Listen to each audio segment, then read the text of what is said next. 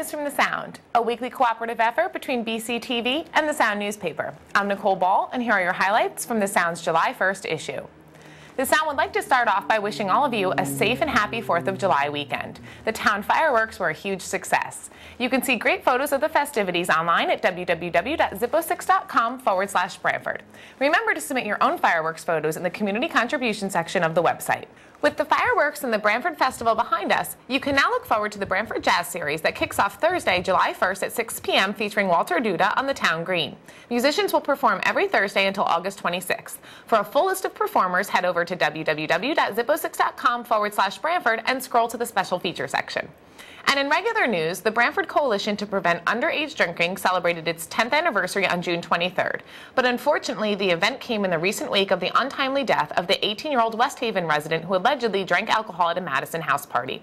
Coalition leader Pat Androli said the group's work is aimed at averting precisely that sort of tragedy here in Branford.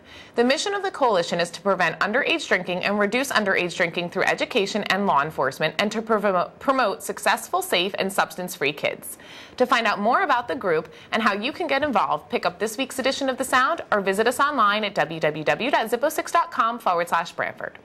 On June 23rd, Nancy Pine, Program Associate for the Environment Connecticut, held a press conference to discuss the organization's new report about Long Island Sound and congressional bills intended to protect waterways. She was joined by Sandy Breslin, Director of Government Affairs for Audubon, Connecticut, and Leah Schmaltz, Director of Legislative and Legal Affairs for Save the Sound, as well as many other political figures. Environment Connecticut explores possible environment threats to the Sound, including a dead zone offshore that can grow to be 5 times the size of Manhattan. Visit www.zippo6.com/Branford to read news about this event and to download the organization's report, Our Great Waters. In sports, grab this week's issue of the paper or visit us online to read about the Branford boys track season in review. Rich Biondi's squad posted an overall mark of 10-2 and went 3-1 in the Oronoque division. Biondi says one of the highlights of the season was its win against Cheshire. You can also find out how the Hornets golf team fared this season in the paper and online at www.zippo6.com/Branford. Though the golf team didn't quite reach its goal of winning the Southern Connecticut Conference's Oronoque division title, it won against division foes North Haven and East Haven.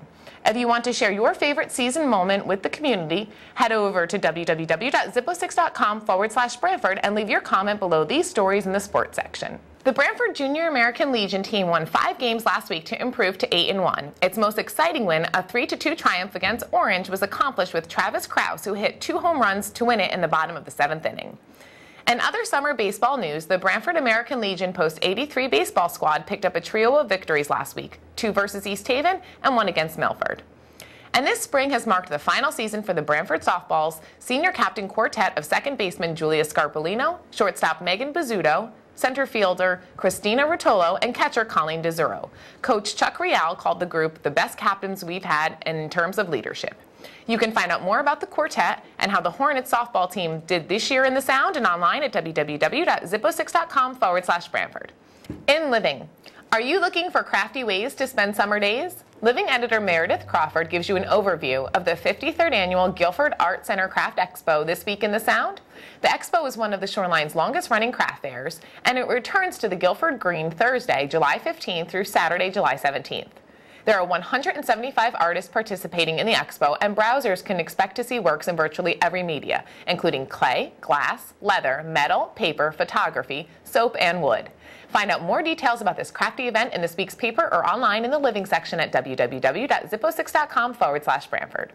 And in columns, Lee White teaches readers about making the perfect pre-dinner snack of cheese and tomatoes. And this week on the web, you can download the Summer on the Shoreline guide now in the special feature section of www.zippo6.com/Branford. And the Sound is looking for your photos of Christmas puppies, those adorable pups rescued by the Branford Police Department and the Dan Cosgrove Animal Shelter 6 months ago from the Branford Motel. This past weekend, the animal shelter organized a reunion for the growing puppies on the town green. If you spotted them this past weekend or any time since their release from the shelter and snapped some photos, please share them with the community by heading over to our website, www.zippo6.com/Branford, and add them to the community contribution section. And that's it for News from the Sound this week. We'll see you next week.